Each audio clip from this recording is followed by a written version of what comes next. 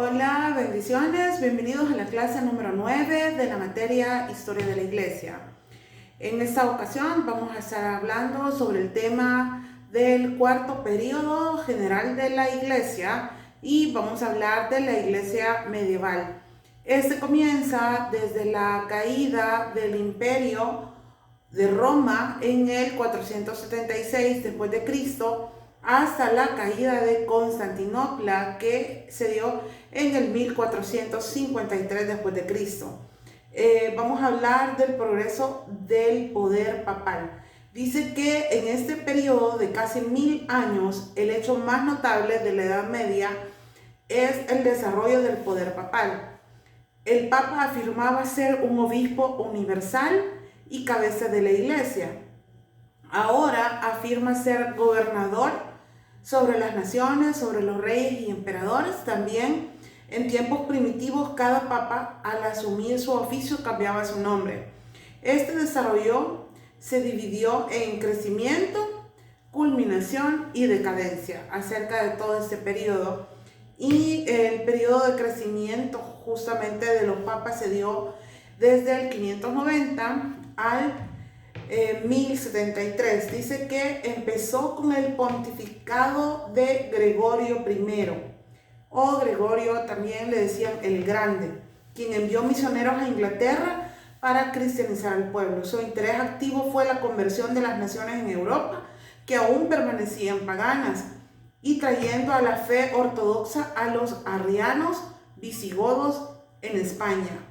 Dice que él desarrolló estas doctrinas, la adoración de imágenes, ¿verdad? Que de alguna manera es algo que ha trascendido hasta estos tiempos, el purgatorio y también la transubstanciación, que eso significa que el pan y el vino se transforman en cuerpo y en la sangre de Cristo. Para ellos es así cada vez que hacen esa forma, ¿verdad?, de celebrar la Santa Cena. Para Gregorio I era un defensor de la vida monástica, fue uno de los administradores más capaces en la historia de la Iglesia romana y bien se merecía su título de el Grande. Dijo que bajo una serie de papas por espacios de cientos de años, la autoridad del pontificado romano aumentó y fue reconocida de manera general. Algunas causas de este crecimiento lo podemos ver a continuación. Dice, tenían un poder para ejercer justicia, es decir, que estaban listos para apoyar a los más débiles. Dice también, otra de las causas es la incertidumbre del gobierno secular. Estaba enmarcado en contraste con la firmeza y uniformidad del gobierno de la Iglesia. Es decir, no había una buena constancia, una firmeza en ellos, sino que se levantaban y caían. Luego tenemos una tercera causa, que es la constancia del gobierno de la Iglesia a pesar de las condiciones variables de estos siglos. Fueron 10 siglos más o menos y se convirtió en un gobierno bastante firme. Bueno, creo que hasta ahora en día pues todavía se conoce acerca de esto. Tal vez ya no con el mismo auge y con la misma influencia que estaba en aquel entonces, pero de alguna manera podemos nosotros conocer, ¿verdad?, quién es el Papa, ¿verdad?, que actualmente pueda estar gobernando, ¿verdad? Y eso pues ha ido cambiando. Incluso algunos quizás hemos visto a varios papas tomar posesión, ¿verdad?, siendo el arzobispo, ¿verdad?, como le dicen, o el que está al mando, ¿verdad?, prácticamente de la Iglesia Católica en Roma. Dice que otra de las causas fueron los fraudes píos medievales. Dice que esto se refiere a que circulaban ampliamente, se aceptaban en todas partes y por medio de ellos las afirmaciones de Roma se afianzaban con fuerza. Pasaron varios siglos antes de que se surgiera con esos documentos que se basaban en la falsedad y no en la verdad. Es decir, esto fue también una de las causas. Veamos entre las cuales de estos fraudes píos medievales tenemos. Dice que una fue una donación falsificada de Constantino. Dice que fue mucho después de la caída del Imperio Romano en Europa y se puso en circulación un documento con el propósito de demostrar que Constantino, el primer emperador cristiano, había dado al obispo de Roma, que era el obispo Silvestre, entre el 314 y el 355 después de Cristo, autoridad suprema sobre todas las provincias europeas del imperio, y proclamó al obispo de Roma como gobernante aún sobre los emperadores. El documento explica que el traslado de la capital de Roma a Constantinopla se debió a que el emperador no permitiría a ningún potentado permanecer en Roma como el rival del Papa. De verdad que todas estas situaciones, ¿verdad?, se dieron siempre por el poder, ¿verdad? Siempre estaban luchando por el poder. Había uno que quería siempre sobresalir y creo que eso es algo que siempre se ha dado. Otra de los píos medievales es que los decretos falsos de Isidoro, publicadas como en el año 830 después de Cristo, dice que profesaban ser decisiones adoptadas por siglos de obispos primitivos de Roma. Dice que las elevadas reclamaciones fueron estas: una supremacía absoluta del Papa de Roma sobre la Iglesia Universal. Eso pues hasta ahora en día pues se ha considerado que continúa, ¿verdad? De alguna manera, como le digo, la influencia que pueda tener el Papa pues ahora nada más está basado en lo de la Iglesia Católica. Aunque hay algunos países que toman muy en cuenta lo que pueda decir el Papa actual. Luego dice la independencia de la Iglesia y del Estado, la inviolabilidad del clero en todos sus rangos, hasta el punto de no darle cuentas al Estado, al grado que ninguna corte secular podría juzgar en cuestiones pertenecientes al clero o a la Iglesia. De verdad que eso era como el límite, ¿verdad? Que nadie le podía decir nada. Otra de los píos medievales fueron las evidencias de fraude. Dice que en épocas de ignorancia y falta de crítica, esos documentos se aceptaban sin vacilar y por cientos de años fueron un baluarte para las reclamaciones romanas. En el siglo XVI dice que fueron examinados esos documentos, unas reclamaciones, y se comprobó que carecían de fundamento. Algunas de las evidencias fueron que su lenguaje no era el latín primitivo de los siglos I y II, sino el lenguaje corrupto y mixto de los siglos VIII y IX. Y así varias cosas que de verdad fue bastante complicado, ¿verdad?, para la Iglesia en ese momento. Estamos hablando de los papas. El periodo de culminación del papado fue entre el 1073 y en el 1016 después de Cristo. Cerca de 150 años en que el papado tuvo un poder casi absoluto, no sobre la Iglesia, sino sobre las naciones de Europa. Esta elevada posición fue alcanzada durante el periodo de Hildebrando, el único y más conocido por su nombre de familia que el nombre asumido como papa, ¿verdad?, que era Gregorio VII. Hildebrando gobernó a la Iglesia, que era el poder tras el trono, durante un periodo de 20 años. Dice que tuvo un periodo de 20 años antes de emplear la triple corona y después de su papado hasta su muerte en el 1085 después de Cristo. Algunas reformas que él hizo es que reformó el clero que se había corrompido. Dice que quebrantó la simonía, es decir, la compra de puestos en la iglesia, porque igual, ¿verdad?, si había un papa conocido, podía llevar a otro, a un amigo, podría ser, ¿verdad? Bueno, como le digo, a veces quizás las cosas que estaban pasando antes, pues también igual se pueden dar en esta época, ¿verdad?, de indistinta manera. Dice que levantó normas de moralidad en todo el clero, y yo creo que eso fue algo muy importante, porque pues eso les daba a ellos la pauta, ¿verdad?, para saber cómo podían estar guiados. Declaró obligatorio el celibato del sacerdocio, que se había instado pero que no estaba en vigor. Él afirmó, ¿verdad?, nuevamente, ¿verdad?, que ellos no podían tener el derecho, por decirlo así, de casarse, de estar con alguien.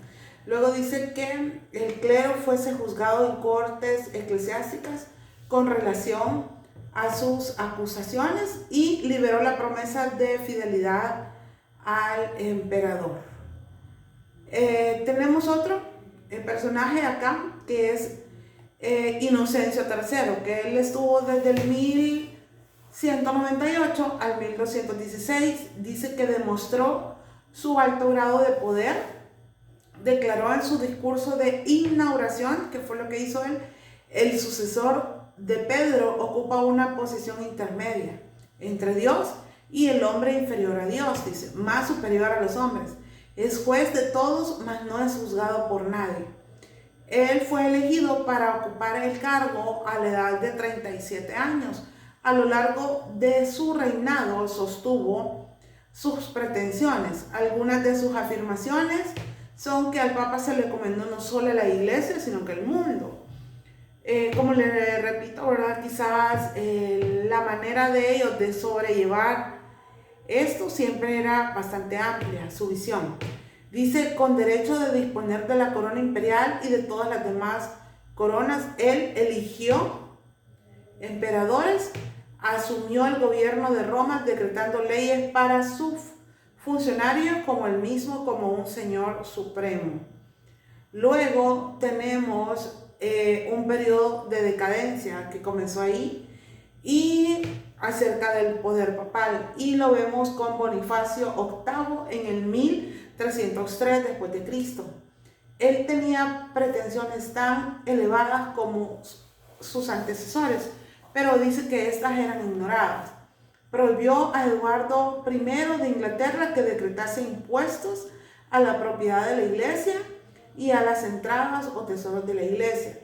Y dice que algo que hizo es muy peculiar, dice que riñó con Felipe el Hermoso de Francia, le hizo guerra, se apoderó del Papa y lo encarceló, aunque fue liberado. Murió de tristeza poco después. Desde el 1305, por espacio de 70 años, todos los papas fueron escogidos bajo los órdenes de los reyes de Francia y eran subalternos de su voluntad. Aquí ya se estaba tomando como cierto poder, ¿verdad?, que los papas tenían, pues ya los estaban tomando, en este caso, los reyes de Francia. Y vemos un periodo de cautiverio para este momento. Eso fue entre el 1305 y el 1378 después de Cristo. Dice que eso fue conocido como cautividad babilónica por el mandato del rey francés. La sede del papado fue trasladada de Roma a Aviñón, al sur de Francia. Los papas, vean aquí, se convirtieron en jefes nominales sin influencia o poder bajo el gobierno francés. Para ellos, de verdad, creo que fue bastante duro, ¿verdad?, encontrarse en esa situación, porque ellos habían tenido gran poder, lo hemos estado viendo, ¿verdad? Antes ellos elegían qué emperadores y qué emperadores no, pero ahora todo eso pues se había salido un poco de control. Dice que las órdenes papales en ese tiempo ya empezaban a ser desobedecidas libremente.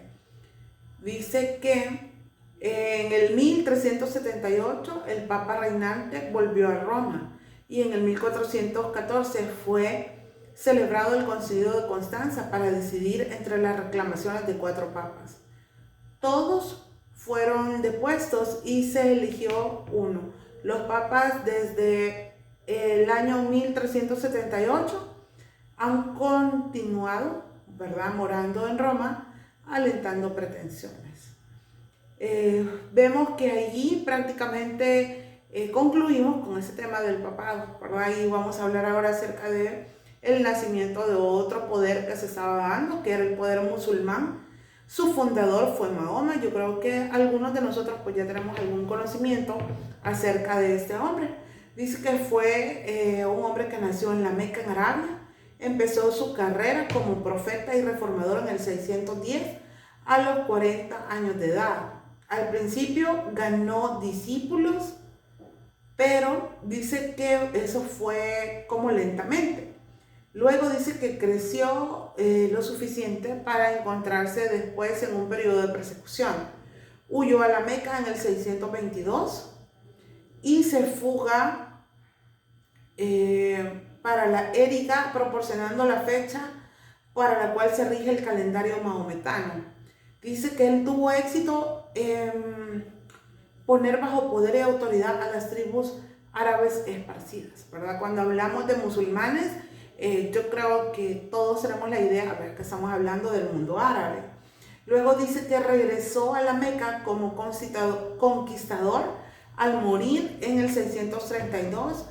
Él fue un profeta y un gobernante aceptado por toda Arabia. Ese fue su tiempo y fue como su momento. La religión que él practicaba, ¿verdad? Se llama, porque actualmente también de alguna manera pues escuchamos acerca de ella, y es el islamismo, que significa sumisión, y esto es obediencia a la voluntad de Dios. Y sus seguidores son llamados musulmanes porque ellos nunca usan el nombre de mahometanos. Sus artículos de fe, como ellos los exponen, son estos. Y tenemos varios. Uno, que hay un solo Dios, que para ellos que se llama Alá. Todos los eventos buenos o malos y consecuencias están permitidos por la voluntad de Dios. Hay multitud de ángeles buenos y malos, invisibles, que tratan constantemente con el hombre, pues en eso pues no están muy perdidos, ¿verdad? Luego dice que Dios ha dado su revelación en el Corán, y eso sí, porque dice que es una serie de mensajes a Mahoma por medio del ángel Gabriel, aunque no fueron reunidos hasta después de la muerte del profeta. Todo eso del Corán, ¿verdad? Las revelaciones. Dice que Dios ha mandado profetas a los hombres, de los cuales 4 son los mayores, que son, vean los profetas para ellos: Adán, Moisés, Jesús, y sobre todo los demás Mahoma. Eso es lo que ellos creen. Dice que todos los profetas bíblicos y cristianos son reconocidos por ellos. Eso es algo bueno porque los aceptan como suyos.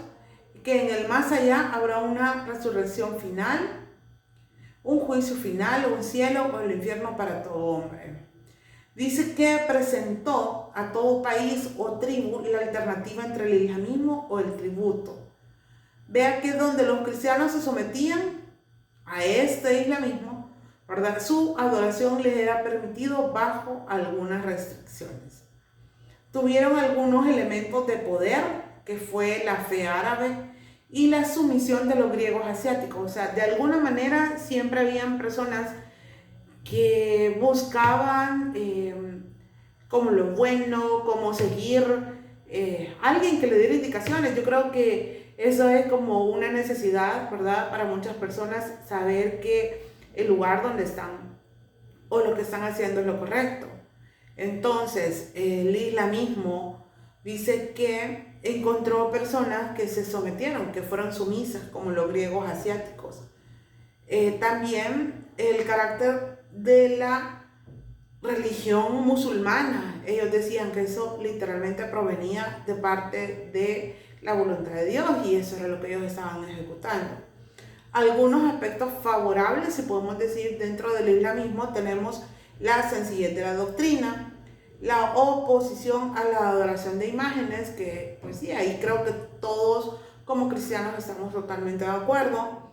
El rechazamiento de la mediación sacerdotal y de los santos, ¿verdad? Ellos no creían en eso, en lo que la Iglesia Católica durante muchos años pues había estado enseñando. La abstinencia de las bebidas embriagantes, de verdad que me parece algo sumamente importante. Y la temprana promoción de la literatura y la ciencia. A ellos les gustaba que su gente estuvieran como muy estudiados, por así decirlo, ¿verdad?, con conocimiento. Entonces eso también era importante. Y los aspectos desfavorables del islamismo, tenemos la conversión por medio de la conquista, la religión secularizada, el concepto que ellos tenían de Cristo, porque lo veían como un profeta, no como Dios. El concepto del cielo para ellos, la degradación de la mujer, que creo que es parte de las razones por las que muchas personas no deciden seguir el Islam. Y la impericia en el gobierno, es decir, grandes conquistadores, pero malos gobernantes. Definitivamente que se veía aquí la necesidad, después de salir de los papas, que era algo muy fuerte, en ese tiempo pues apareció el islamismo, que de alguna manera vino a ayudarle a las personas, ¿verdad?, a tener una razón, porque reunirse, algo en que basar su vida, y definitivamente que creo que todos los seres humanos somos así, siempre buscamos algo que pueda sostenernos, que pueda mantenernos, pero lastimosamente pues hay personas que eligen pues lo equivocado. Bendito sea Dios, que Él tuvo misericordia de nosotros y nos permite estar acá y seguir avanzando.